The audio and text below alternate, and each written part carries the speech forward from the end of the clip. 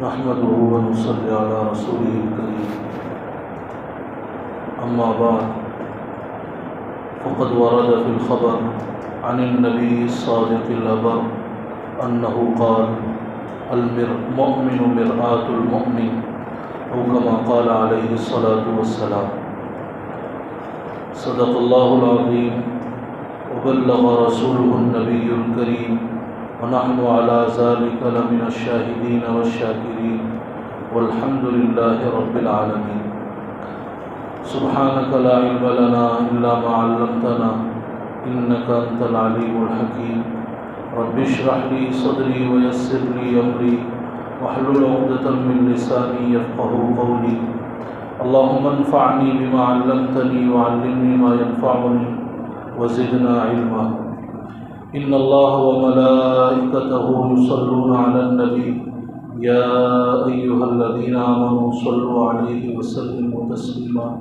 اللهم صل وسلم وبارك وأنعم على عبدك ورسولك محمد وعلى آله وأصحابه وأزواجه وذرياته وأهل بيته أجمعين.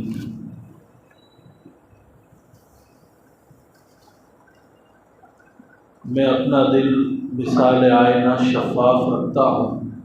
مجھے اچھا نہیں لگتا کسی سے بدگما ہوں. میرے بھائیو، اس وقت میں نے آپ کے سامنے ایک چھوٹی سی حدیث پڑھی. ابو داؤد شریف کی روایت ہے. ابو داؤد شریف میں یہ روایت کتاب الادب میں روایت کی گئی ہے چھوٹی سے. المؤمن مرآۃ المؤمن، مومن مومن کا آئینہ. تین لفظ ہے، تین کلمے، مومن مومن کا آئینہ. لیکن اللہ کے رسول صلی اللہ علیہ وسلم کے ارشادات جوامع الکلم ہوتے ہیں، یعنی الفاظ تھوڑے اور معانی کا دریا اس کے اندر سمویا ہوا ہو. دیکھنے میں یہ چھوٹی سی حدیث ہے، لیکن اس میں ہمارے لیے اور سب کے لیے، پورے معاشرے کے لیے ایک بہت بڑا سبق پوشیدہ ہے. کوشش کروں گا کہ انشاءاللہ اس کو نمبر وار بیان کروں.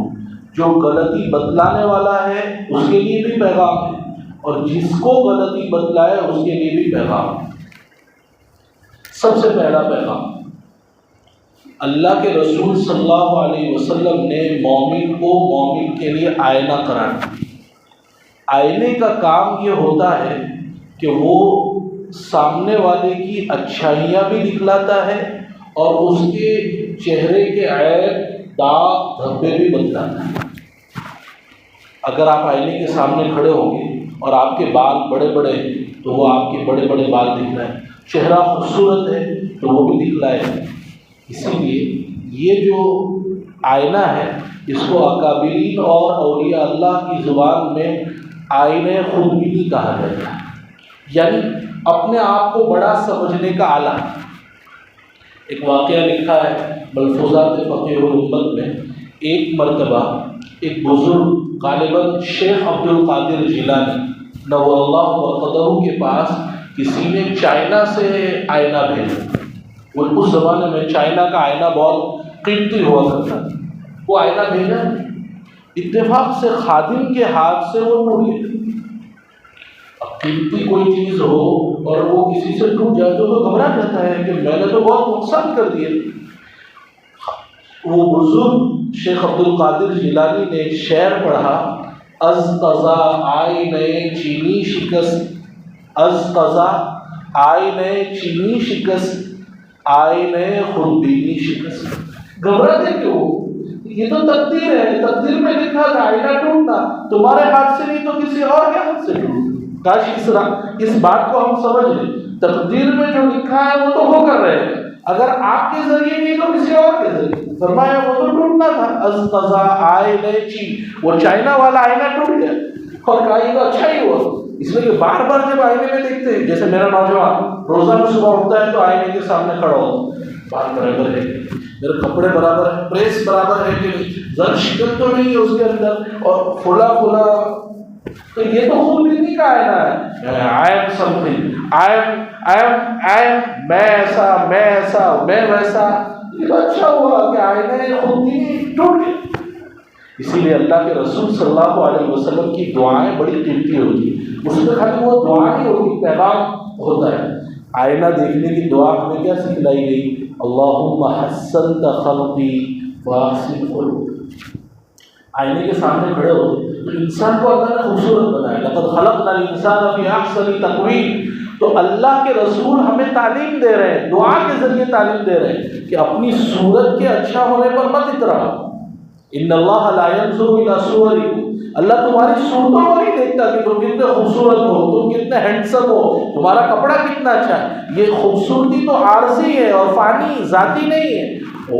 تو کیا اصل دیکھنے کی چیز کیا ہے؟ تمہارا باطن کتنا خوبصورت ہے۔ وَلَٰكِن يَنظُرُ إِلَىٰ قُلُوبِكُمْ، تمہارا دل کتنا صاف ہے، شفاف ہے، تمہارا دل کتنا پیور ہے، پیوریفیکیشن ہوا ہے، یعنی تزکیہ ہوا ہے، یعنی اندر حسد کی بیماری، کبر، تکبر، بڑائی، عجب، خودبینی، یہ جتنے دل کے امراض ہیں، بیماریاں ہیں، وہ تو کہیں تمہارے اندر نہیں ہے۔ تو اللہ کے رسول کیا کہہ رہے ہیں؟ تمام تعریف اس اللہ کے لیے جس نے اللہم انت حسنت خلقی، آپ نے میرا ظاہر اچھا بنایا، میرا باطن بھی اچھا بنایا۔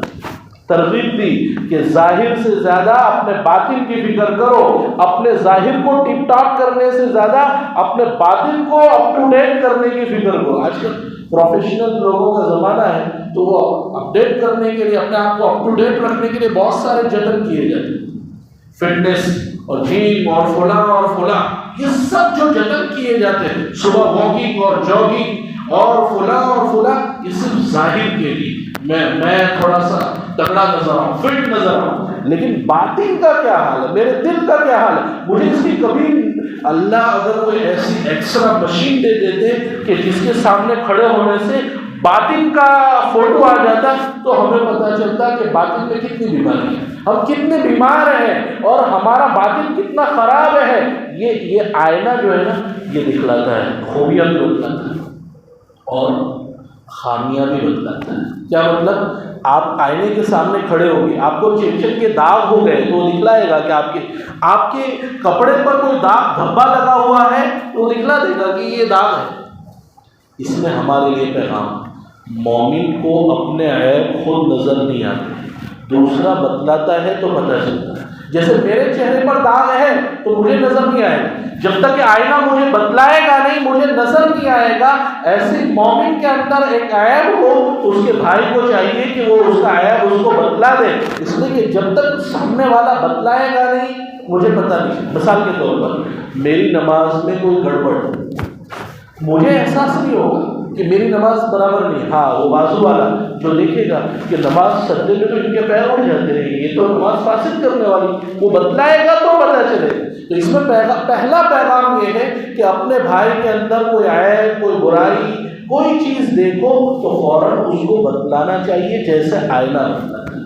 نمبر 2، دوسرا پیغام یہ ہے، آئینہ جب بتلاتا ہے تو سامنے والا ناگواری کا اظہار نہیں کرتا، اس کو موقع نہیں مارتا آئینے کو کہ تم نے میرا عیب کیوں دکھلایا، میرا داغ دھبا، بلکہ اس کو اپنا محسن سمجھتا ہے کہ ہاں اس میں تو احسان ہے کہ آئینے نے وہ آئینہ فوراً اپنے داغ دھبے کو مٹانے کی فکر کرتا ہے۔ تو دوسرا پیغام یہ ہے کہ آپ کا بھائی اگر آپ کے اندر کوئی عیب بتلاتا ہے تو غصہ نہیں ہونا چاہیے۔ آج کل غصے ہو جاتے ہیں، تو بہت اچھا اور تو بہت ڈایا اور میرے اندر یہ سارے عیب ہیں، برا نہیں ماننا چاہیے بلکہ محسن سمجھنا چاہیے۔ ایک عربی شعر ہے جس کا خلاصہ یہ ہے کہ میرا سب سے اچھا دوست وہ ہے جو میرے عیوب کا ہدیہ مجھے پیش کرے، یعنی مجھے بتلائے کہ آپ کے اندر یہ خرابی ہے۔ آج کل ہم اپنے چھوٹوں کو نہیں کہہ سکتے، حالانکہ ہماری اسلام کی تعلیم یہ ہے کہ اگر آپ کے ابا کی چائے کی پیالی میں کوئی مکھی گر گئی تو آپ گوارا کریں گے کہ ابا پی لے اور مکھی کے ساتھ نہیں، ابا یہ مکھی گری ہے، ابا یہ نکال۔ تو جیسے مکھی نکالنے کی اتنی فکر ہے ان کے عیوب کی کو بتلانے کی بھی اتنی فکر، ناگواری کا اظہار نہیں کرنا چاہیے۔ آج کل اگر علماء کسی کو کچھ بتلاتے ہیں تو لوگ بہت ناراض ہوتے ہیں۔ لوگوں کا جملہ کیا ہے؟ یہ علماء کا کام ہی ہے، یہ لوگوں کو کافر بناتے رہتے ہیں، بس یہ کافر، یہ بدعتی، یہ فاسق، یہ ایسا اور وہ ایسا۔ حضرت تھانوی نے بہت پیاری بات فرمائی۔ حضرت تھانوی نے فرمایا علماء کافر بناتے نہیں، فاسق بناتے نہیں، بدعتی بناتے نہیں، بتلاتے ہیں، بتاتے۔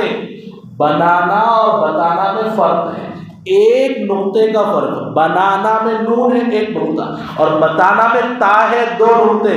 اس نقطے کو یاد رکھیے گا، حضرت تھانوی فرماتے ہیں بتانا اور بنانا میں فرق۔ مثال سے سمجھو، آپ ڈاکٹر کے پاس ٹریٹمنٹ کے لیے گئے، اپنے آپ کو دکھانے کے لیے، check up, body check up کرنے کے لیے گئے۔ ڈاکٹر نے آپ کے مرض کی تشخیص کرتے ہوئے کہا ان کو تو کینسر ہے، اللہ نہ کرے، اللہ بیماری سے بچائے، ان کو تو ٹی بی ہو گیا۔ تو ڈاکٹر نے بیمار بنایا نہیں، بیمار بتلایا۔ ڈاکٹر نے بیمار بتلایا تو ڈاکٹر کا اس کے اوپر ناراض نہیں ہوتے، تم نے مجھے مریض بنا دیا۔ ڈاکٹر کا تو احسان مانتے ہیں، بلکہ وہاں گھنٹوں بیٹھے رہتے ہیں اور فیس بھی ادا کرتے ہیں، اور ڈاکٹر صاحب تھینک یو، بہت بہت شکریہ، آپ کا آبھار، وہ شکریہ ادا۔ تو بیعینی اسی طریقے سے ایک عجیب واقعہ یاد آ گیا۔ حضرت مفتی تقی عثمانی صاحب فرماتے ہیں کہ میرے والد صاحب جس وقت دیوبند میں مقیم تھے، تو میرے دادا حضرت مولانا یاسین صاحب، نام سنا ہوگا آپ نے، وہ دارالعلوم دیوبند کی ابتدا سے وہاں تھے۔ فرمایا ان کی دوا لینے کے لیے میں دہلی گیا، دہلی میں ایک حکیم صاحب تھے نابی، تو میں گیا، میں نے کہا کہ میرے ابا کی دوا دیں۔ تو حکیم صاحب نے مجھے کہا کہ تم یہ دوا استعمال کرو صبح یہ، اور میں نے کہا میں اپنی دوا لینے کے لیے نہیں آیا، میں تو اپنے ابا کی دوا، کہا نہیں تم، میں بتلا رہا ہوں، وہ نابینا تھے، انہوں نے کہا کہ تم یہ دوا استعمال کرو صبح شام۔ بہرحال میں دیوبند آیا تو میں نے مولانا یاسین صاحب اپنے والد صاحب سے کہا کہ میں آپ کی دوا لینے کے لیے گیا تھا اور حکیم صاحب نے مجھے میری دوا بتلائی۔ والد صاحب نے کہا کہ بڑے جو ہوتے ہیں نا تجربے کار ہوتے ہیں، اس لیے نوجوانوں کو جلدی اکھڑنا نہیں چاہیے، ابا تو ایسے ہیں سکھیا کے تجربے کار ہوتے ہیں۔ فرمایا ہاں جو دوا انہوں نے کہی ہے، پھر ایک ہفتے یا ایک مہینے کے بعد جب واپس جانا ہوا تو میں نے حکیم صاحب سے کہا کہ آپ نے مجھے دوا دی تھی، ابا کے کہنے پر میں نے استعمال کیا، آپ کو کیسے پتہ چلا؟ کہ جب تم آئے تھے اور تم نے جیسے ہی بات کی، تمہاری آواز سے مجھے معلوم ہو گیا کہ تمہارے پھیپھڑے میں تکلیف ہے، مجھے اندیشہ ہوا کہ تمہیں ٹی بی نہ ہو جائے، اس سے میں نے دعا۔ دیکھیے مفتی شفیع صاحب کو اپنی بیماری کا پتہ نہیں تھا، ڈاکٹر کے بتلانے پر پتہ چلا۔ جو بات میں سمجھانا چاہتا ہوں، میرے اندر کوئی عیب ہے، میری نماز میں کوئی فالٹ ہے، تو جب تک سامنے والا بتلائے گا نہیں، وہ کوئی میرا پائجامہ ٹخنوں سے نیچے ہے تو مجھے احساس نہیں ہوگا، لیکن وہ سامنے والا بھائی بتلائے گا تو مجھے احساس ہوگا کہ میرے اندر یہ فالٹ ہے۔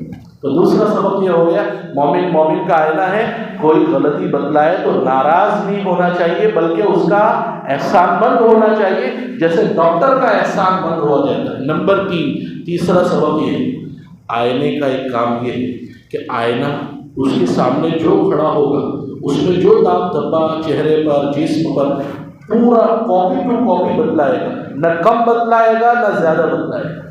اس میں ہمارے لیے سبق، اگر ہم کسی بھائی کے اندر کوئی عیب دیکھتے ہیں تو اس کو بتلانا چاہیے، لیکن جتنا ہے اتنا ہی بتلانا چاہیے۔ لیکن ہمارے یہاں ایک مثل مشہور ہے، رائے کا پہاڑ بناتا ہے، رائے اس کا پہاڑ چھوٹا سا عیب ہوگا اس کو بہت بڑا بنا کر، بہت بڑا، یہ ہمارے یہاں ایک بیماری ہے، اللہ حفاظت فرمائے۔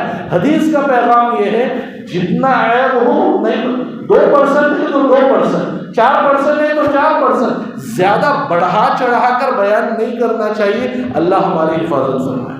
نمبر 4، آئینے کی اس حدیث کا چوتھا پیغام یہ ہے کہ آئینہ جو ہے وہ صرف عیب بتلا دے گا، آپ کے چہرے پر داغ ہے، دھبا ہے، آپ کے جسم پر، وہ ڈانٹتا نہیں، لان تان نہیں کرتا، تم کو شرم نہیں آتی، تم اپنے چہرے پر داغ لگا کر آ گئے ہو، وہ خالی بتلا دیتا ہے۔ تو اس میں ہمارے لیے نصیحت ہے کہ ہم، پیغام ہے کہ ہم کسی کے اندر کوئی عیب دیکھیں تو اس کو نرمی سے بتلا دیں، نرمی سے۔ فرعون کے پاس موسیٰ اور حضرت موسیٰ علیہ السلام اور حضرت ہارون علیہ السلام کو بھیجا جا رہا ہے، اور کیا کہا جا رہا ہے؟ فَقُولَا لَهُ قَوْلًا لَّيِّنًا، نرمی سے بات کرنا، لَعَلَّهُ يَتَذَكَّرُ، شاید وہ نصیحت حاصل کر لے، وہ یخشا، وہ ڈر جائے۔ فرعون سے بڑھ کر کوئی برا نہیں ہو سکتا، اس نے انا ربکم الاعلی کا دعویٰ کیا، اور موسیٰ علیہ السلام سے بڑھ کر کوئی مسلم نہیں ہو سکتا۔ موسیٰ علیہ السلام کو جب یہ حکم ہے تو ہمارے لیے یہ حکم کتنا زیادہ ہوگا، نرمی سے، نرمی سے، لان تان نہیں کرنا چاہیے۔ یہ بالکل ویسے ہی جیسے کوئی بیمار آئے تو ڈاکٹر کا کام یہ نہیں ہے کہ ڈاکٹر اس کو ڈانٹنے لگ جائے، نالائق تو یہ بیماری کہاں سے لگا کر لے آیا، مجھے شرم نہیں آتی۔ ڈاکٹر بیمار پر ترس کھاتا ہے، بیمار ترس کھانے کے قابل ہے، بیمار جو ہے وہ غصے کے کیوں؟ اس لیے کہ بعض مرتبہ تو بیمار ایسے ہوتے ہیں ڈاکٹر کو تماشا مار دیتے ہیں، تماشا، لیکن ڈاکٹر کو یہ ترغیب دی جاتی ہے، آج بھی میڈیکل سائنس میں یہ ترغیب کہ تم بیمار کی سارے غصے کو پی جاؤ اور اس کے ساتھ اچھا سلوک کرو۔ کامیاب ڈاکٹر وہی سمجھا جاتا ہے جو بیمار کے ساتھ اچھا سلوک کرے۔ اس میں ہمارے لیے پیغام ہے کہ اگر ہم کسی کو عیب بتلا رہے ہیں تو اس کو نرمی سے بتلانا چاہیے۔ کیوں؟ اگر آپ نے ڈانٹا، مجمع کے سامنے آپ نے ڈانٹ دیا تو آپ نے نصیحت نہیں کی، فضیحت، نصیحت اور فضیحت میں فرق، نصیحت خیر خواہی کا نام، نرمی سے آپ نے سمجھا یہ نصیحت، اور اگر آپ نے ڈانٹ دیا تو وہ اکھڑ جائے، اس کی طبیعت اکھڑ جائے گی، نہیں مجھے نہیں کرنا ہے۔ یہ چیز سمجھنی پڑے گی، کیا عجیب پیغام ہے۔ المؤمن مرآۃ المؤمن، ایک چھوٹی سی حدیث میں اللہ کے رسول نے کتنا پیغام ہمیں دیا ہے۔ اللہ کے رسول کو کہا جا رہا ہے لست علیہم بمسیطر انما انت مذکر، آپ کا کام نصیحت کرنا، آپ داروغہ بنا کر، خدائی فوجدار بنا کر، پولیس کی طرح ڈنڈے کے زور پر، فوج کی طرح آپ کا کام سمجھا دینا ہے، سمجھا دیا مان لیا تو ٹھیک، لیکن آپ کا کام یہ نہیں کہ زبردستی ڈنڈے کے زور پر اس کی اصلاح کرنے کی فکر آپ کریں۔ یہ بہت اہم پیغام ہے جو اس حدیث میں دیا گیا ہے۔ نمبر 5، پانچواں پیغام، حضرت تھانوی رضی اللہ عنہ نے اس حدیث کی تشریح میں بہت قیمتی بات فرمائی جو موجودہ معاشرے میں بہت اہمیت کے حامل۔ آئینہ عیب بدلاتا ہے، چہرے پر داغ ہو، دھبا ہو، بدلاتا ہے، کس کو بدلاتا ہے؟ پوری دنیا کو بدلاتے پھرتا ہے؟ نہیں، جو اس کے سامنے کھڑا ہوگا صرف اسی کو بتلائے گا۔ اس کی بازو میں کوئی ادھر کھڑا ہے، اس کی بازو میں کوئی ادھر کھڑا ہے، اس کو نہیں بتلائے گا، صرف اسی کو بتلائے گا۔ اس میں ہمارے لیے سبق اور پیغام یہ ہے کہ جب کسی کی اصلاح مقصود ہو، خیر خواہی، تو صرف اسی کو بتلانا چاہیے جس کے اندر عیب ہے، پوری دنیا کو بیان کر دینا پھرنا چاہیے۔ آج ہمارے معاشرے کی اللہ تعالیٰ اصلاح فرمائے، میری اصلاح فرمائے۔ میرا حال یہ ہے کہ میں کسی کے اندر کوئی عیب دیکھتا ہوں، اولاً تو عیب کی ٹوک میں لیتا ہوں، اور پھر میں ساری دنیا میں بیان کرتا پھرتا ہوں، مولانا مستقیم ایسے اور مولانا مستقیم ایسے، مولانا مستقیم۔ ارے بھائی، آپ خیر خواہی چاہتے ہو تو نرمی سے کسی کونے میں مولانا مستقیم کو لے جاؤ اور ان کو کہہ دو کہ آپ کے اندر یہ عیب ہے۔ اگر آپ اصلاح چاہتے تو ساری دنیا میں ڈھنڈورا کیوں پیٹتے ہو؟ یہ بہت اہم پیغام ہے جس میں کوتاہی کرنے کی وجہ سے ہمارا حال بہت برا ہے۔ حضرات حسنین کا واقعہ لکھا ہے مفتی تقی عثمانی صاحب۔ وہ ایک دریا سے گزر رہے، دریا کے پاس گزر رہے، ایک بڑے میاں کو دیکھا کہ وضو کر رہے، وضو ٹھیک طریقے سے نہیں کر۔ اب سوچا یہ جوان اور بڑے میاں سوچے کہ ان کو سمجھانا ہے کہ وضو کریں، لیکن بڑے ہیں تو کیسے سمجھائیں؟ اللہ تعالیٰ حکمت دیتے ہیں، یہ حکمت عجیب چیز ہے۔ ادعو الی سبیل ربک بالحکمۃ والموعظۃ الحسنۃ وجادلھم باللتی ہی احسن۔ اللہ تعالیٰ نے دل میں بانٹا، انہوں نے کہا ہم بڑے میاں کو اس طرح سمجھاتے ہیں کہ دونوں گئے بڑے میاں حضرت حسن اور حضرت حسین، اور بڑے میاں سے کہا کہ ہم دونوں میں دونوں وضو کر کے بتلاتے ہیں، آپ بتلائیے ہمیں کس کا وضو صحیح ہے، ان کا وضو صحیح ہے یا ان کا وضو صحیح ہے۔ دیکھیے یہ دعوت کے لیے مزاج شناسی، موقع شناسی، یہ بہت بنیادی چیز، ہم یہ لفظ سنتے رہتے ہیں۔ تو ان دونوں نے وضو کیا۔ اب بڑے میاں تو بڑے میاں تھے، بال ایسے ہی سفید تھوڑے ہوئے تھے، بوڑھے لوگ تو بڑے میاں تھے، کہا تم دونوں کا وضو صحیح ہے، میرا ہی وضو صحیح ہے۔ یہ ایک طریقہ ہوتا ہے۔ مثال کے طور پر بھائی عبد المتین، ان کا پائجامہ ٹخنوں سے نیچے، تو ایک طریقہ تو نہیں کہ پائجامہ اوپر کر، یہ طریقہ، اور دوسرا طریقہ کیا ہے؟ سب پورا مجمع ہوتا ہے۔ دوسرا طریقہ میں بھائی عبد المتین کے کام میں کروں، میرا پیٹ تھوڑا سا بڑا ہوا ہے، میرا پائجامہ ٹخنوں کے نیچے ڈھلک جاتا ہے، ذرا دیکھیے نا میرا پائجامہ زیادہ نیچے تو۔ اگر وہ سمجھدار ہوں گے تو وہ سمجھ جائیں گے کہ ان کا پائجامہ تو اوپر ہی ہے، وہ مجھے کہہ رہے ہیں۔ جو بات اس حدیث کا جو پیغام ہے جو میں سمجھانا چاہ رہا ہوں، پانچواں پیغام یہ ہے کہ جس کا عیب ہو اسی کو بتلانا چاہیے، ساری دنیا میں ڈھنڈورا نہیں پیٹنا چاہیے۔ اللہ حفاظت فرمائے۔ نمبر 6، چھٹا پیغام، اس حدیث کا چھٹا پیغام یہ ہے کہ آئینہ کبھی بھی تھکتا نہیں، کبھی یہ نہیں کہتا بس میرا تھک گیا. آئینے کے سامنے جب آپ کھڑے ہوں گے، جب آپ کے چہرے کا داغ دھبا بتائے گا. اگر دن میں 100 مرتبہ کھڑے ہوں گے تو وہ آئینہ آپ کے عیب، آپ کے داغ دھبے کو 100 مرتبہ، وہ یہ نہیں کہے گا میں کر کے 1000 مرتبہ کھڑے ہوں گے تو 1000 مرتبہ. اس میں دعوت دینے والے کے لیے، بھلی بات کا حکم کرنے والے، بری بات سے روکنے والے کے لیے یہ پیغام ہے کہ ہمارا حال یہ کہ کسی کو اگر کسی نے کوئی عیب دیکھا، ایک مرتبہ کہا، پھر ہم تھکا، وہ تو مانتا ہی نہیں ہے، بس میں نہیں کہنے والا ہوں. انبیاء کرام کی زندگی دیکھیے. نوح علیہ السلام نے 950 سال تک دعوت دی. 950 سال کیا مطلب؟ تھک ہار کر بیٹھے نہیں. حالانکہ ایمان بہت کم لائے. قرآن نے کہہ دیا لَيُؤْمِنَ مِنْ قَوْمِكَ إِلَّا مَنْ قَدْ آمَنَ فَلَا تَبْتَئِسْ بِمَا كَانُوا يَفْعَلُونَ. کیا اللہ کے رسول اتنا اپنے آپ کو لگاتے تھے، قرآن کو کہنا پڑا لَعَلَّكَ بَاخِعٌ نَفْسَكَ أَلَّا يَكُونُوا مُؤْمِنِينَ. یہ لوگ ایمان نہیں لائیں گے تو آپ اپنی جان کو لوگوں میں ڈال دیں گے. جو بات مجھے کہنی ہے وہ یہ کہ اس حدیث کا پیغام یہ ہے کہ آئینہ جیسے داغ دھبا بتلانے سے تھکتا نہیں، اپنے بھائی کو سمجھانے سے ہمیں بھی تھکنا نہیں چاہیے. 1 مرتبہ 2 مرتبہ کی انشاءاللہ اثر انداز ہوگا. مفتی شفیع صاحب فرماتے ہیں ہمیں اپنا کام کرنا ہے اور اللہ کا کام اللہ کے ضرور. ہدایت دینا ہمارے ہاتھ میں نہیں ہے. ہدایت دینا کس کے ہاتھ میں ہے؟ نبی جی کو کہہ دیا گیا، چچا جان ابو طالب کا اِنَّكَ لَا تَهْدِي مَنْ أَحْبَبْتَ، جس کو آپ چاہیں ہدایت نہیں دے سکتے، وَلَكِنَّ اللَّهَ يَهْدِي مَن يَشَاءُ. تو اللہ کا کام اپنے ہاتھ میں کیوں لیتے ہیں؟ میرا إِنْ أُرِيدُ إِلَّا الْإِصْلَاحَ مَا اسْتَطَعْتُ. ہر نبی نہیں کہا جتنا مجھ سے ہو میں اصلاح کا ارادہ رکھتا ہوں، وَمَا تَوْفِيقِي إِلَّا بِاللَّهِ. لیکن مجھے جو توفیق ہوئی ہے وہ اللہ کی وجہ سے. علیہ توکل، میرا بھروسہ میرے کرنے پر نہیں ہے، اسباب پر نہیں ہے. علیہ توکل وَإِلَيْهِ أُنِيبُ. اس میں پیغام ہے. دعا بھی کریں، اے اللہ میرے بھائی کا حال ٹھیک نہیں ہے، اے اللہ اس کے حال کو درست فرما دے.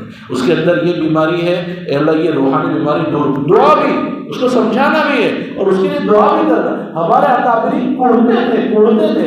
یہ وصف جب تک ہمارے حضرت مولانا شبیر احمد عثمانی کا ایک جملہ ہمیشہ یاد رکھنے کے قابل ہے. فرمایا حق بات، حق نیت سے، حق طریقے سے جب بھی کہی جائے گی اثر انداز ہو. حق بات 3 چیزیں، حق بات، حق نیت سے، حق طریقے سے جب بھی کہی جائے گی اثر انداز ہو. کیا مطلب؟ آپ کسی کو سمجھا رہے ہیں اور وہ اثر انداز نہیں ہو تو سمجھ جائیے کہ کسی نہ کسی ایک میں فالٹ، یا تو بات حق نہیں، غلط بات آپ کہہ رہے ہیں، اور نمبر 2 بات تو صحیح ہے لیکن آپ کی نیت جو ہے نا مشہور ہو گئی، پاپولر ہو گئی. لوگ یہ کہ بہت مسئلے ہیں، یہ لوگوں کی اصلاح کرتے رہتے ہیں. نیت میں خود ہو. اور اگر مان لیجیے نیت بھی صحیح، بات بھی صحیح، نیت بھی صحیح، تو سمجھ جائیے کہ طریقہ غلط ہے، طریقہ غلط ہے. میں اپنے بچوں کو ایک مثال دیا کرتا ہوں. ایک عورت وہ تالاب کے اوپر کپڑے دھو رہی تھی. 2 آدمی آئے، ایک منطقی تھا، لاجک والا، منطق والا، اور ایک سادہ آدمی تھا. وہ منطقی جو لاجک والا تھا اس نے کہا او میرے باپ کی جوڑو، پانی دینا. جوڑو یعنی بیوی. اور وہ مارنے کے لیے دوڑی، کیا بولتا ہے تو، شرم آتی ہے کہ نہیں تمہیں. اور دوسرا جو عام آدمی تھا اس نے کہا امی جان پانی دی. وہ سارے کام چھوڑ کر اس نے پانی دی. تو وہ جو لاجک والا تھا، منطق والا، اس نے کہا کہ بات تو ایک ہی ہے، باپ کی جوڑو اور امی جان، بات تو ایک ہی ہے، تو فرق کیا ہے؟ مجھے مارنے کے لیے دوڑی اور اس کو پہلے پانی دیا. تو باقی مسئلہ منطق سے حل ہونے والا نہیں، لہجے کا ٹھیک ہونا، لہجے کا ٹھیک ہونا. انبیاء کرام ان کی قوم کو کہتی تھی انک لنراک فی صفاحۃ مبین، ہم آپ کو بیوقوف دیکھتے ہیں، فی ضلال مبین، گمراہ. وہ کیا کتنے پیار سے کہتے ہیں یا قوم لیس بی صفاحہ، میں کوئی بیوقوف نہیں ہوں، ولکن رسول ہوں. لہجے کی نرمی، جو بات مجھے حق بات، حق نیت سے، حق طریقے سے کہی جائے گی تو اثر انداز نہیں ہو رہی تو کبھی وہاں تلاش کرنے کے بجائے اپنے اندر تلاش کرنا چاہیے کہ میرے بیٹے پر، میرے شاگرد پر، میرے مرید پر، میرے فلاں دوست پر بات اثر انداز نہیں ہو رہی، کہیں میرے اندر کوئی فالٹ تو نہیں.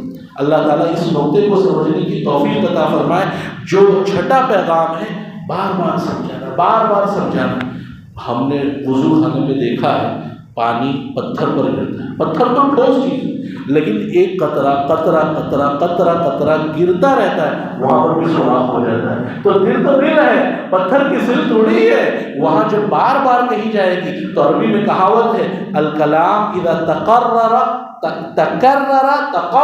القلب، ایک بات جب بار بار کہی جاتی ہے تو ضرور اثر انداز ہوتی ہے، وہ دل پر جا کر لگتی ہے۔ مایوس نہیں ہونا ہے کبھی بھی، مومن مایوس نہیں ہوگا۔ انہ لا یئس من روح اللہ الا القوم الکافرون، ہمیں اپنا کام کیے جانا ہے، وہ مانے نہ مانے ہمارا کام سمجھانا ہے۔ کاش اللہ تعالیٰ اس پیغام کو ہمیں سمجھنے کی توفیق عطا فرمائے۔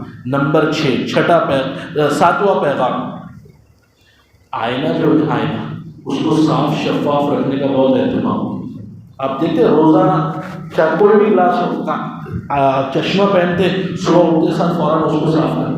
وہ گلاس مرر، وہ جو گاڑی میں جو آئینہ ہوتا ہے اس کو، کیونکہ گاڑی پیچھے کی جو گاڑیاں ہیں وہ نظر نہیں آئے، کوئی بھی آئینہ ہو آپ نے دیکھا ہوگا اس کو صاف رکھنے کا بہت پانی مارتے ہیں، اور پھر وہ پیپر سے، کیونکہ کپڑے سے تو اور داغ پہ وہ اس کو صاف کریں۔ تو ایک آئینہ اللہ تعالیٰ نے ہمیں بھی دیا ہے، اس آئینے کو بھی صاف رکھنے کا اہتمام کرنا چاہیے۔ وہ کون سا آئینہ ہے؟ وہ ہے دل کا آئینہ، وہ ہے دل کا آئینہ۔ جیسے اس مرر کو، اس آئینے کو صاف رکھنے کا اہتمام کیا جاتا ہے، پیغام یہ ہے مومن کو اپنے دل کے آئینے کو دوسرے مومن سے صاف رکھنا۔ کیا مطلب؟ آج ہم جس معاشرے میں جی رہے ہیں وہ بدگمانی کا معاشرہ، یعنی بدگمانی کا مطلب میری کوئی دشمنی نہیں، لیکن خواہ بخواہ شیطان مجھے پٹی پڑا، مولانا مستقیم صاحب تمہارے خلاف یہ سازش کر رہے ہیں، اور مولانا مستقیم صاحب تمہارے دشمن ہیں، اور یہ کر رہے ہیں اور یہ کر رہے ہیں، میں بدگمان ہو جاتا ہوں۔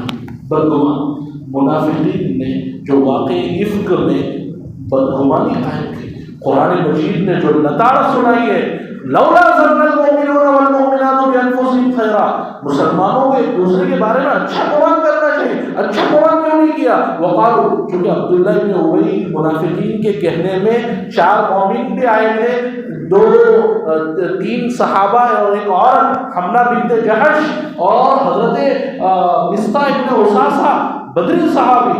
قرآن نے لتاڑ سنائی۔ آج ہم اپنے معاشرے میں تو ہر ایک دوسرے سے بدگمان، شوہر بیوی سے بدگمان، بیوی شوہر سے، بھائی بھائی سے بدگمان، یہ میری جائیداد ہڑپ کرنا ہے، بہن بھائی سے بدگمان، ہم بدگمان۔ اسی لیے میں نے وہ شعر پڑھا تھا، حکیم اختر صاحب کا بہت اچھا شعر ہے، کاش وہ ہر نقش در و دیوار ہو جائے، ہم میں سے ہر ایک میں اپنا دل مثال آئینہ شفاف رکھتا ہوں۔ جتنا آپ اپنے آئینے کو صاف کرنے کا اہتمام کرتے ہیں، روزانہ گاڑی دھلنے کے لیے ایک آدمی مقرر ہے جس کو 50 روپیہ 100 روپے دے کر اپنی گاڑی دھلواتے ہیں، ایک ایسا روحانی ڈاکٹر بھی ہونا چاہیے جس سے آپ اپنے دل کے آئینے کی صفائی کا اہتمام کریں، یعنی میرے دل سے حسد نکل جائے، کینہ نکل جائے، بغض نکل جائے، بدگمانی کا مرض نکل جائے۔ دل کے امراض ایک لمبی فہرست ہے جو دل کی بیماریاں۔ میں اپنا دل مثال آئینہ شفاف رکھتا ہوں، مجھے اچھا نہیں لگتا کسی سے بدگمان۔ یاد رکھیے، آپ نے خوشگمانی کی تو اس کے لیے اللہ کے یہاں پکڑ نہیں ہوگی، لیکن بدگمانی کی تو اللہ کے یہاں پکڑ ہوگی۔ خوشگمانی اصل ہے، خوشگمانی اصل ہے، بدگمانی پر اللہ تعالیٰ کے یہاں پکڑ ہوگی۔ اس حدیث کا پیغام یہ بھی ہے کہ اپنا دل دوسروں سے، مومن بھائی سے خاص طور پر بدگمان نہیں کرنا، اچھا گمان کرنا۔ یہ میرے خیر خواہ ہیں، جبھی تو مجھے ٹوک رہے ہیں، یہ میرے محسن ہیں، جبھی تو مجھے بتلا رہے ہیں، اگر ان کو مجھ سے کیا لینا دینا، یہ مجھے بتلا رہے ہیں، اس کا مطلب یہ ہے کہ میرے محسن۔ نمبر 8، 8ویں بات یہ کہ جیسے آئینے میں کوئی آدمی دیکھتا ہے، اس کا داغ دھبا نظر آتا ہے، تو وہ یہ نہیں کہتا یہ میرا داغ دھبا نہیں ہے، یہ تو آئینے میں جو ہے اس کا داغ دھبا ہے، وہ یہ کہتا ہے کہ نہیں یہ داغ دھبا میرا ہی، آئینے میں جو صورت نظر آ رہی اس کا نہیں، میرا ہے۔ آدمی یہی سمجھتا ہے۔ اس میں پیغام مشکات کے حاشیے میں لکھا ہے، اس حدیث کا پیغام یہ ہے اپنے مومن بھائی میں کوئی عیب دیکھو تو یہ مت سمجھو کہ اس کا ہے، یہ سمجھو کہ میرا ہے۔ کتنی پیاری بات فرمائی، اس کو میں تھوڑا سا کھول کر بیان کروں۔ مثال کے طور پر آپ کو پتہ چلا کہ فلاں ہمارا ایمان والا بھائی وہ چوری میں پکڑا گیا، وہ شراب پیتے ہوئے پکڑا گیا، تو اب جیسے ہی ہمارے کان میں یہ خبر سنی، کوئی بھی تو فوراً اپنا جائزہ لینا چاہیے، دوسروں کا جائزہ لینے کی فکر نہیں۔ شاعر کہتا ہے ہائے رے پستی بشر سارے جہاں کا جائزہ اپنے جہاں سے بے خبر۔ مجھے ایران قرآن کی بہت فکر ہے، وہ مولانا عبد المتین کیا کرتے ہیں، مولانا مستقیم صاحب کیا کرتے ہیں، لیکن میرا حال کیا ہے وہ مجھے نہ تھی۔ جب تک اپنے عیبوں کی خبر رہے دوسروں کے دیکھتے دوسروں کے عیب و ہنر، پڑی جب اپنی گناہوں پر نظر جہاں میں کوئی گناہ نہ رہا۔ مجھے اپنا جائزہ کیا مطلب، جیسے ہی پتہ چلا فلاں شراب پینے میں پڑا، میرے اندر یہ عیب تو ہے یا نہیں، فوراً اپنا جائزہ، اگر ہے تو اصلاح کی فکر کرنی چاہیے۔ السعید موعظ بغیری، اس کو پکڑ کر پولیس والے لے کر گئے، مارا پیٹا، اور میرے ساتھ بھی ایسا ہو سکتا ہے۔ اور سعادت مند وہ ہے جو دوسرے سے نصیحت حاصل کرے، اور اگر نہیں ہے اللہم لک الحمد ولک الشکر۔ بلکہ ایک نبی نے ایک دعا سکھلائی ہے، بہت قیمتی دعا ہے، وہ آج کی اس مجلس کا یہ سمجھیے اس کی روح ہے۔ وہ دعا کیا ہے؟ الحمدللہ الذی فضلنی، الحمدللہ الذی عافانی مما ابتلاہ بہ وفضلنی علی کثیر ممن خلق تفضیلا۔ یہ چھوٹی سی دعا ہے، تمام تعریف اس اللہ کے لیے جس نے اس بیماری سے مجھے بچا لیا جس میں اس کو مبتلا کیا۔ اس کو شراب پینے میں مبتلا کیا، اللہ نے مجھے شراب پینے سے بچا۔ وہ چوری کرنے میں مبتلا ہوا، اللہ نے اس کو حسد کی بیماری میں مبتلا کیا، مجھے بچا لیا۔ وفضلنی علی کثیر ممن خلق تفضیلا، اور مجھے اپنی بہت سی مخلوق پر فضیلت عطا کی۔ آج کل ہوتا کیا ہے، اس حدیث کو، اس دعا کو ہم خاص کر دیتے ہیں جسمانی دنیاوی بیماری کے ساتھ۔ ہم ہاسپٹل میں گئے اور پتہ چلا کینسر کی بیماری، تو یہ دعا پڑھتے ہیں، اب تو وہ بھی دعا نہیں پڑھتے۔ حالانکہ یہ دعا پڑھنے کی فضیلت یہ حدیث کی کتاب میں ہے، جو یہ دعا پڑھ لے گا اس کو وہ بیماری نہیں ہوتی۔ بلکہ مولانا، میں نے غالباً سنایا بھی تھا، مولانا الیاس صاحب بھٹکلی نے اپنی کتاب دعاؤں کے معجزانہ اثرات اور کرشمات میں ایک عجیب واقعہ لکھا ہے حیدرآباد کا، غالباً وہاں کا لکھا ہے کہ ایک اور باپ تھا، اس کی بیٹی، اس کو ڈاکٹروں نے کینسر بتایا۔ بیٹی نے کہا ابا مجھے کینسر نہیں ہو سکتا، میں مجھے کینسر، اور اس نے کہا فلاں ڈاکٹر نے بتایا، وہ اس شہر کا بہت بڑا ڈاکٹر ہے، کہا ابا مجھے کینسر نہیں ہو سکتا۔ کہا اچھا چلو تمہیں ٹاٹا ہاسپٹل، ممبئی میں ٹاٹا ہاسپٹل بہت مشہور ہے، وہاں لے کر گئے۔ ڈاکٹروں نے جو رپورٹ دی ہے وہ پیر کے نیچے سے زمین کھینچنے لگا، کہا جتنے کینسر کے چانسز ہیں وہ سب ان میں موجود ہیں، لیکن عجیب بات یہ ہے کہ کینسر نہیں، یعنی جو اسباب ہو سکتے ہیں کینسر کے وہ سارے موجود، لیکن عجیب بات یہ ہے کہ ان کو کینسر نہیں۔ اب باپ بھی بڑا پریشان، باپ نے کہا تم کو اتنا کانفیڈنس کیسے، اعتماد کیسے ہو گیا؟ کہا میں فلاں دن فلاں ہاسپٹل میں گئی تھی، وہاں ایک کینسر کے مریض کی عیادت کی تھی اور میں نے یہ دعا پڑھی تھی، اور میں نے سنا ہے کہ اللہ تعالیٰ جو یہ دعا پڑھتا ہے اس کو اس بیماری کے اندر مبتلا نہیں کر سکتے۔ مجھے یقین تھا کہ مجھے سب کچھ ہو سکتا ہے لیکن کینسر نہیں۔ کاش اللہ ہمیں بھی ایسا یقین نصیب فرمائے۔ یہ بالکل سچا واقعہ ہے، تو ہم نے اس کو خاص کر دیا ہے جسمانی بیماری، روحانی بیماری کا بھی یہی حال۔ اگر کوئی جھوٹ بولتا ہے اور آپ کو پتہ چل گیا، فوراً اپنا جائزہ لیجیے کہ میرے اندر تو جھوٹ بولنے کی بیماری نہیں، اصلاح کی فکر کیجیے۔ جیسے کہ بالکل ایسا ہے، جیسے آپ کو پتہ چلے کہ فلاں بیمار ہے تو آپ اپنا بھی چیک اپ کراتے، کہیں میرے اندر تو یہ بیماری نہیں۔ کورونا کے زمانے میں ہم نے دیکھا اپنا فوراً اپنی فکر ہوتی ہے کہیں میرے اندر اگر ہے تو اصلاح، نہیں اللہم لک الحمد ولک الشکر۔ ایک عجیب واقعہ سنا کر اپنی بات ختم کروں گا۔ حضرت مولانا رشید احمد گنگوہی نور اللہ مرتضی، ان کے خادم تھے حضرت مولانا یحییٰ صاحب کاتل، حضرت مولانا زکریا صاحب جن کی فضائل اعمال پڑھ کر سنائی جاتی ہے، ان کے والد محترم حضرت گنگوہی اس وقت نزول آب یعنی موتیا کی وجہ سے نابینا ہو چکے تھے، نظر نہیں آتا تھا، تو خطوط جو آتے تھے لیٹرز وہ مولانا یحییٰ صاحب پڑھ کر سنتے، تو اس میں مہربانوں کے بھی خطوط آتے تھے۔ مہربانوں کا مطلب یہ ہے کہ جو حضرت کے دشمن تھے یا حضرت کے برا چاہنے والے تھے وہ گالیاں بھر بھر کر، تو حضرت نے کہا بہت کئی دنوں کے بعد فرمایا مولانا یحییٰ صاحب کیا بات ہے، آج کل تم مہربانوں کے خطوط پڑھ کر نہیں سنت، یہ ایک اصطلاح ہے، مہربانوں کے خطوط پڑھ کر نہیں سنت۔ کہا انہوں نے ہمیں یاد کرنا چھوڑ دیا، دیکھیے اکابری، انہوں نے ہمیں یاد کرنا چھوڑ دیا۔ فرمایا حضرت آتے تو بہت ہیں لیکن اس میں ایسی باتیں لکھی ہوئی ہوتی ہیں کہ میں پڑھ نہیں سکتا، اب جو بات میں سنانے چلا، حضرت نے جو جملہ فرمایا وہ ہم سب کی آنکھیں کھول دینے کے لیے کافی فرمایا۔ ہم تو اس نیت سے سنتے ہیں کہ وہ جو ہماری برائیاں لکھتے ہیں، اگر واقعتاً وہ بیماریاں برائیاں ہمارے اندر ہوں تو ہم اپنی اصلاح کرائیں، تو اس نیت سے ہم سنتے ہیں۔ کہاں ہم اور کہاں ہمارے اکابرین، یہ واقعتاً شہیدم یعنی شیخ سعدی نے ایسے ہی بزرگوں کے بارے میں فرمایا ہے، ترا کے میسر شہودی مقام، یہ اکابرین کو جو مقام میسر ہوا تمہیں کیسے نصیب ہو سکتا ہے؟ ترا با دوستانت خلافت سجن، پہلا شعر یہ، شہیدم کے مردان راہ خدا، جو اللہ والے ہوتے ہیں ان کے بارے میں نے سنا ہے، وہ دل دشمنا نہ کر دند تنگ، انہوں نے دشمن کا دل بھی نہیں دکھایا۔ دشمن کوئی آپ کو گالیاں دے تو ہمارا کیا ہوگا؟ ہمارا تو پائرہ ہے، اس کو سیدھا کر دیں گے، اس کے جواب میں ان کا جواب پتھر سے۔ شنیدن کے مردان راہ خدا، دل دشمنا ہم نہ کر دند تنگ، تو کے میسر شودی مقام۔ شیخ سعدی فرماتے ہیں تجھے یہ مقام کیسے میسر کہ بات دوستانت خلافت سجن، تجھے تیری تو اپنے دوستوں کے ساتھ نہیں بنتی۔ اللہ ہمیں اکابرین جیسا اپنی ذات کی، اپنی اصلاح کی فکر نصیب فرمائے۔ پورا اس حدیث کا خلاصہ یہ نکلا کہ المؤمن مرآۃ المؤمن، مومن کا آئینہ ہے۔ ایک مومن دوسرے میں کوئی عیب دیکھے تو بیٹھا نہ رہے، جیسے آئینہ فوراً بتلاتا ہے، کوئی عیب دیکھے فوراً بتلانا چاہیے۔ دوسرا پیغام یہ ہوا کہ اگر کوئی عیب بتلاتا ہے تو برا نہیں ماننا چاہیے، بلکہ اس کو اپنا محسن سمجھنا چاہیے، جیسے ڈاکٹر کو اپنا محسن سمجھا جائے۔ تیسرا پیغام یہ ہے کہ جب کوئی عیب بتلائے تو اس کو بلا کم و کاس یعنی بڑھا چڑھا کر نہیں بتلانا چاہیے، جتنا عیب ہو اتنا ہی بتلانا چاہیے۔ اور چوتھا پیغام یہ نکلا کہ اگر کسی کے اندر کوئی عیب دیکھو تو اسی کو بتلانا چاہیے اور کسی کو نہیں بتلانا چاہیے۔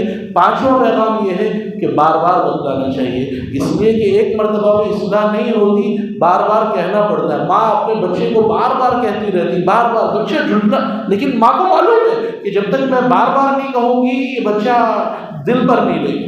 اور چھٹا پیغام یہ ہے کہ جب آئینہ کی طرح صاف شفاف رکھنے کا اس کو اہتمام کیا جاتا ہے، دل کے آئینے کو بھی اپنے مومن بھائیوں سے پاک صاف رکھنے کا اہتمام بدگمانی نہ پالی جائے۔ اور ایک آخری پیغام یہ کہ اپنے بھائی کے عیب کو دیکھ کر سن کر یہ سمجھنا چاہیے کہ میرا عیب ہے، اپنے عیب کی اصلاح کی فکر جیسے ہوتی ہے ایسے اپنے بھائی کی اصلاح کی فکر، اور اگر اللہ نے وہ بیماری سے بچایا ہے تو اللہ کا شکر ادا کرنا چاہیے۔ اللہ تعالیٰ ان کہی ہوئی باتوں پر عمل پیرا ہونے کی سب سے پہلے مجھے توفیق عطا فرمائے۔ مجھے بڑی خوشی ہے کہ آج مولانا مستقیم صاحب موجود ہیں۔ کوئی عالم اگر بیٹھتا ہے تو یہ تو خود اس لائق ہے کہ یہاں بیٹھ کر عالم بیٹھتا ہے تو بڑی خوشی ہوگی۔ دو علماء موجود ہیں تو مجھے بہت خوشی محسوس ہو رہی ہے۔ اللہ تعالیٰ ان کے بیٹھنے کو قبول فرمائے۔ عام طور سے علم جب ہوتا ہے تو آدمی کے اندر استغنا آ جاتا ہے، لیکن یہ ان کی تواضع کی بات ہے، یہ ان کی اللہ تعالیٰ ان کے آمد کو قبول فرمائے، اور ان کے ذریعے سے اللہ تعالیٰ نے جو باتیں کہی گئی ہیں اللہ تعالیٰ ان کو ہماری زندگیوں میں اپنانے کی ہمیں توفیق عطا فرمائے۔ اب انشاءاللہ ذکر کی مجلس ہوگی۔ جو حضرات جس بزرگ سے بیعت ہیں وہ اپنے بزرگ پیر صاحب کا بتلایا ہوا ذکر کریں۔ اور ایک بات یہاں خاص طور پر میں کہہ دوں، مجلس میں بیٹھنے کا یہ مطلب نہیں ہوتا کہ آپ اپنے شیخ سے بیعت توڑ رہے ہیں۔ ہمارے حضرت بہت اچھی بات فرماتے ہیں، آپ کسی کے بیان میں بیٹھو تو یہ سمجھو کہ یہ میرے شیخ کا فیض ہے جو فلاں کے واسطے سے مجھے ملا۔ شیخ بمنزلہ باپ کے ہیں اور دوسرے علماء بمنزلہ چچا کے ہیں۔ بچہ کہیں بھی ہوگا رات کو ماں باپ کے پاس ہی جائے گا، تو ہمیں اپنے شیخ سے ہی رابطہ رکھنا ہے اور یہ سمجھنا ہے کہ میرے شیخ کا فیض ہے جو ان کے واسطے سے مجھے پہنچ رہا ہے۔ تو جو شیخ نے 800 تسبیح 1200 تسبیح جو تسبیح بتلائی اور جو کسی سے بیعت نہیں ہے یا بیعت ہے لیکن شیخ نے ابھی تک ذکر نہیں بتلایا ہے تو وہ 100 مرتبہ پہلا کلمہ لا الہ الا اللہ محمد رسول اللہ صلی اللہ علیہ وسلم، 100 مرتبہ تیسرا کلمہ، اور اگر اس میں لا حول ولا قوت سبحان اللہ والحمدللہ ولا الہ الا اللہ واللہ اکبر، اور اگر اس کے بعد ولا حول ولا قوت الا باللہ العلی العظیم بھی بڑھا لیں تو بہتر، اور 100 مرتبہ استغفر اللہ استغفار، اور 300 مرتبہ درود شریف مختصر بھی پڑھ سکتے ہیں صلی اللہ علیہ وسلم۔ اپنا اپنا ذکر مکمل ہو جائے تو آپ حضرات جا سکتے ہیں۔ اللہ تعالیٰ اس ہونے والے مجلس کو بھی انتہا قبول فرمائے۔ وآخر دعوانا الحمد للہ۔